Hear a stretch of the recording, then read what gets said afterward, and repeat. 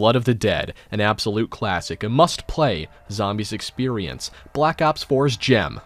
No, that can't be right. Ah, I was on the wrong page. This makes a little bit more sense. Yeah, Blood of the Dead, what happened?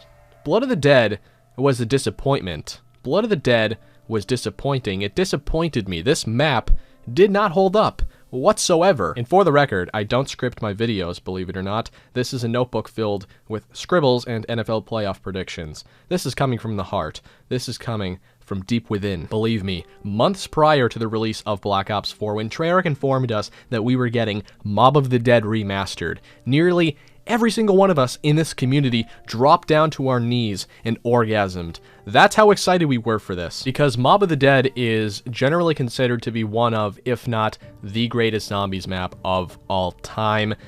So naturally, a remaster would only enhance that already magnificent experience, right? Well, not exactly. I got my hands on the map, played it for a couple of weeks, and began to slowly realize how poorly designed this map truly is, how many unnecessary changes they made to the map. It must be noted that Blood of the Dead was never intended to be a faithful remaster to Mob of the Dead. It wasn't going to be a copy and paste with enhanced graphics. Rather, it's a reimagined version, allowing them to scramble around the design and play with things a little bit. And this is a totally fine concept, but the problem is they just executed it poorly. It ended up looking like a blended up version of what it once was. It looked like an absolute mess, and it didn't flow nearly as well. All I saw in this map was a downgrade, and of course, before we get any further, that must be noted as well. This is just Tim's opinion. This is just one guy's opinion. I'm sure a lot of you guys agree with me, but I'm sure a lot of you guys disagree with me as well. There are a lot of Blood of the Dead fans watching this video right now, and if you're a fan of this map, I totally respect that. There are some great qualities to this map, especially the story. But I also ask in return that you respect my opinion, and hear me out at the very least before you leave a dislike. To be honest, I'm not entirely sure if this is a controversial opinion or not. Some people have told me they hate this map, a lot of people have told me they really enjoy it. We'll see. Welcome to the third episode of the Black Ops 4 analysis series. We've previously done World at War all the way up to Black Ops 3, and please subscribe so you don't miss the next episode. We will be tackling Classified in that episode. And yes, this is being uploaded on a Saturday. I moved it from Sunday nights to Saturday nights to make it easier on my personal schedule. I posted that on Twitter, so if you want to keep updated with those kind of things, go follow me on Twitter. And just before we deconstruct Blood of the Dead, let's briefly go over why Mob of the Dead was such a success. Mob of the Dead is so unique. It was so different from the surrounding Victus maps in Black Ops 2. It was a total curveball. We weren't expecting it, but it was a massive hit. Mob of the Dead has every quality that a good zombies map should have.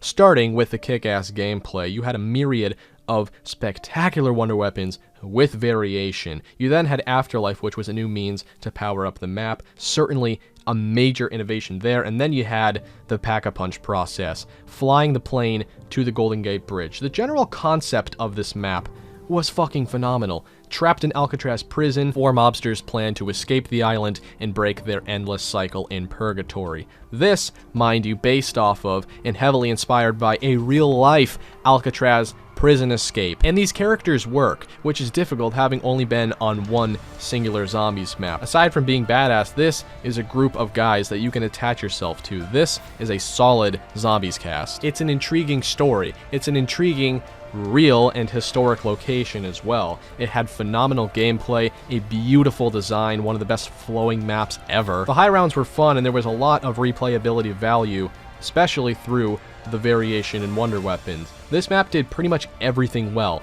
I can't, personally, point out a single flaw. Of course, not everybody enjoys Mob of the Dead as much as I do. Of course, not everybody loves this map, but I would say the majority of us do. I can confidently say that Mob of the Dead is one of the greatest maps of all time, and this is why we were so hyped. This is why there was so much anticipation and excitement for Blood of the Dead, for this reimagined experience. We got another shot at this map, and with our beloved Primus crew this time. What could go wrong? Actually, before I go down the long list of things I didn't enjoy about this map, I'll go over the few things that I thought were actually genuinely good about this map. The story was fine. The story worked. Without Blood of the Dead, you really couldn't continue the Ether storyline in Black Ops 4. for obvious reasons, which is debatable as to whether or not that's a good or bad thing. Maybe the story should have ended previously, but Blood of the Dead was essential and it worked. It wasn't perfect, it was a little confusing. There were a few loose ends, like where did post-Revelations Richtofen come from, and where the hell did he go afterwards? Why exactly was Richtofen's blood essential for his sacrifice? Why did he have to die at that exact time? But generally, it was good. It really all comes down to Richtofen's laboratory. This is where they store the Victus crew for later usage in those stasis devices. This is where Richtofen does his research. This is where the blood vials go in and out. It's important, and it worked. I enjoy the Magma Gat. It's actually not too difficult to acquire, and it's a genuinely good wonder weapon, so there's that. I can't really think of much else beyond those two things. We'll start with the design. Treyarch added an entirely new section to this map, essentially doubling the size of it. You spawn in Richtofen's laboratory. Now, this is important for the story, but in terms of actual gameplay, you leave the lab and you never go back. There is absolutely no reason to come back here. It's pretty much just wasted space. You'll notice with a well-designed map that the spawn room is usually either in a central location or bears some sort of significance. It's usually integral to the design. You probably have to walk in and out of there a few times at the very least, but in Blood of the Dead, you just walk out and never come back in. So, you walk on out of there and you're presented with a couple of other new areas to the map. The Powerhouse and the New Industries area. Now the problem with this entire portion, this entire segment of Blood of the Dead, is that it holds pretty much no value. Now, there are a couple of important components. There's a Hellhound for the Hell's Retriever, a couple of guns here and there, a power switch, but largely, you don't really have to ever return here if you choose to leave. You can stay in the central prison area and never come back. What it appears to be is a waste of space. What it appears to be is innovating for innovation's sake, not making a genuinely good change, just sort of expanding the size of the map just to do so. It sort of feels like, hey, this area wasn't here before, but now it is. So it's different. Didn't really work. So you open up the floodgates and make your way through the catwalk with a bunch of hands swiping at your face constantly and decreasing your health, with zombies sprinting at you in all directions. You pretty much can't survive this ordeal without a specialist, but, you know, you make it through and you finally reach the original Alcatraz location, the Mob of the Dead area that we're so familiar with. So already, a large chunk, pretty much almost half of the map behind us, is irrelevant, and we don't necessarily have to return there. We can. There are some important things, but not important enough to justify it, in my opinion. The prison is intact. They didn't really make any major changes here. Nothing that jumps off the paper, nothing that throws off the flow and the progression of the map. One area they did add, however, was the Warden's house. Very similar to the Industries area. Just why? Why does the Warden's house really need to be here? How much significance does it really hold? Not much. I mean, it's helpful for getting the Magma Gat, it's helpful for some Easter egg steps, but it doesn't have to. You can throw those steps, you can throw those components in other sections of the map. The Warden's house is another great example of adding new areas just to sort of add them, just to say, hey, the Warden's house was cut off in Mob of the Dead, but now it's open, so the map is bigger and better. I just don't see a reason for it. So you make your way down to the docks and flip the second power switch. Why do we have multiple power switches? Change. That's why. And now, kids, it's time to address the elephant in the room. Can you spot him? I'll give you a couple of seconds.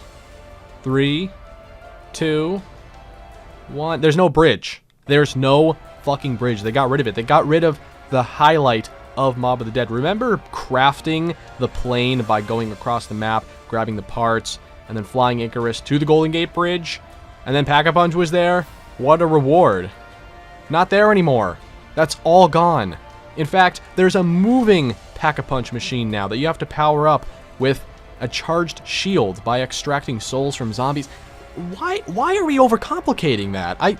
The bridge, to me, though it doesn't make a ton of sense in Blood of the Dead, is still a major piece gone. The reason why Mob of the Dead flowed so well is because you had to make your way to every portion of the map to grab a part for the plane. That was the objective. You made your way to the bridge, and Pack-a-Punch was your reward. You could do it over and over again at any time you wanted to, and, you know, with all of that being scrapped, with the bridge being scrapped, it totally threw away the natural progression, the natural flow of what once was Mob of the Dead. And with Blood of the Dead, you just have the prison area all butchered up. It's chopped up into different segments. You have multiple power switches, multiple pack-a-punch locations. The parts are in different locations just to be in different locations. Same thing with the Hellhounds. They threw Mob of the Dead in a blender and left it on for too long. What we ended up with was a poor flow and natural progression of the map. Poor spacing, unnecessary changes that just threw everything off. They should have went balls to the wall and made everything different if they were going to do that, instead of just half-assing it and making it sort of the way it was, but sort of not, so it doesn't really fit anywhere, it doesn't really have an identity, it's just sort of this clusterfuck. What it feels like to me is Treyarch saying, hey, we're capable of innovating. You see this area that was initially closed off? Well, now it's not. So it's cooler now. It just isn't. It didn't work. And that's why this map is so poorly designed. And you now have worse gameplay and a worse high-round experience as a result of a poorly designed map. And here's another thing that confuses me. The Hell's Retriever was inarguably one of the coolest, one of the most unique, one of the best things of Mob of the Dead, of zombies in general. The Hell's Retriever was fucking phenomenal, and the upgrade, the Hell's Redeemer, it was great, and it was part of what Mob of the Dead's identity was. This was a very important weapon. In Black Ops 4, in Blood of the Dead, it's totally decentralized because you only have one slot for your tactical equipment. You see, Black Ops 4 has a very unusual equipment system. You spawn in with a default one, you select it before the game even starts. You have a few options, a sentry gun, wraith fires, an acid bomb, whatever it is that you want, you select it. And the only way to obtain monkey bombs or the Hell's Retriever or any other in-game, in-map equipment is to trade out the default one. Which is a problem, because wraith fires, if I'm not mistaken, I could be wrong, are infinite damage.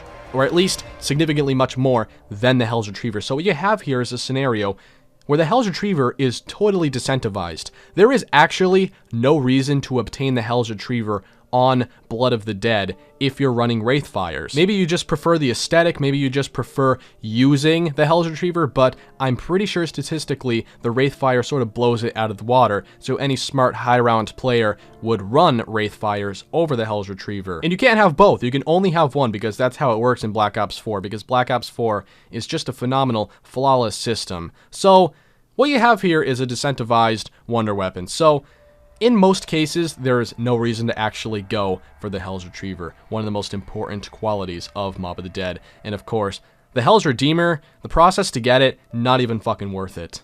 Literally haven't even gone for it. I looked up a tutorial, not even fucking worth it. You may as well just run Wraith Fires, you may as well just level up and obtain those, because the Hell's Retriever isn't worth it anymore in Blood of the Dead, and that's another huge issue. Generally, the gameplay is poor, and it sort of goes hand in hand with the poor map design that sort of feed into each other. And to make matters worse, the Black Ops 4 engine, the Black Ops 4 systems, which I've gone over in other videos, which I won't delve into here, is poor, and I don't like that either. I feel as though there are too many issues with BO4 and Blood of the Dead at large. Like I said earlier, the Blood of the Dead story did just fine. It held its own, and I'm not trying to trash that or the Primus crew, but personally, I'm a fan of the original Mob of the Dead story. I thought the four mobsters, knowing so little about them yet acquainting ourselves so well with them, I thought it was just a generally more intriguing story. These four guys are in this endless cycle of purgatory, and they try to escape the island, again inspired by a real-life escape, which is just really interesting. I feel as though that the original mob story could not have been topped. I think they should have just tried to leave this map alone, to be honest. I would have preferred that Blood of the Dead never existed. I would have preferred that they never remastered or reimagined Mob of the Dead. It was really its own entity. It was so unique in that way. Its story was so different. And while the story here did okay, it just did not compare to the original Mob of the Dead story, in my opinion. The story isn't necessarily worse, but it's different. It doesn't have that mob feel anymore, and that, along with a generally poor design with unnecessary changes, adding a bunch of new areas that hold no significance, and subtracting areas that did have significance, really cut off the flow of the map, which also went hand in hand with generally poor gameplay. You had multiple locations for power switches, pack-a-punch locations when we previously didn't. The weapons were downgraded at large, and an inconsiderate, very flawed BO4 engine on top of all of this really just made a disaster. It was a recipe for disaster. We were very hyped for this Mob of the Dead Reimagine, but it didn't end up panning out the way we thought it was going to be. And that, ladies and gentlemen, is why Blood of the Dead was disappointing, in Tim's opinion. And I'm sure some of you as well. But, you know, a lot of people disagree with that, and that's totally okay. But I hope you enjoyed, whether you agreed or disagreed. If you did, make sure to leave a like and subscribe so you don't miss the next episode. I really appreciate your support. I have a lot on my plate right now, but I'm trying to upload consistently. I do have a couple of links in the description: Twitter, Discord, Instagram, all down there. I hope you have a phenomenal day, and I can't wait to see you in the Classified episode next Saturday night. Peace out.